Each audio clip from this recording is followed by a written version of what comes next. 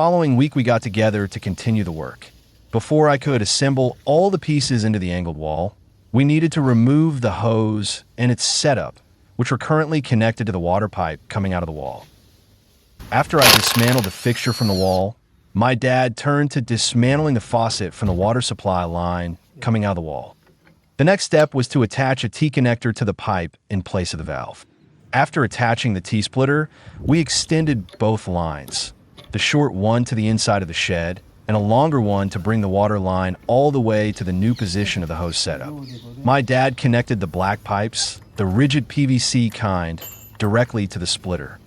The plumbing work took 2 or 3 hours, something like that, and in the end, the connections were in place. So in the meantime, I took it upon myself to assemble the small angled wall. According to the plan, all parts were gathered and put together one by one. I started by attaching the top plate to the corner post, which is basically just a simple stud. Then I attached the opposite corner post. Then I marked and attached the 2 middle studs. Lastly, I attached the bottom plate, which is essentially the bottom part of the wall frame. After the wall was ready and laid on the ground, I measured it to cut the sheathing for it. Here you can see that I left 5 centimeters of extra sheathing so that the connection would be tighter on the other side of the wall. This came back to bite me in the ass, as this was way too much, and we couldn't fit the wall in its designated place. So we inserted some shims under them to raise them and get them aligned with each other. The touch point between them was now perfect.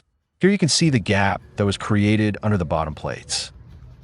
Since the window, which is a big hole in the wall, doesn't allow proper support of the top of the wall, the sill trimmer, which is the window bottom part, is supported by 2 tight jack studs. And there you have it. The wall found its place perfectly.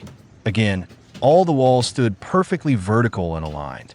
As you can see, we sealed all the seams with special sealing tape, also from the outside. Now we could start assembling the remaining 2 walls, the north wall and the west wall. While I was assembling the north wall, my dad continued cutting the parts for the large wall. And just like that, the wall was standing. It was a simple wall and very easy to build. On either side of the entrance, I attached 2 king studs, and to them, I attached 2 trimmers, which distribute the load of the structure to the floor around the opening. And voila! All the walls were ready, aligned, plumbed, and leveled.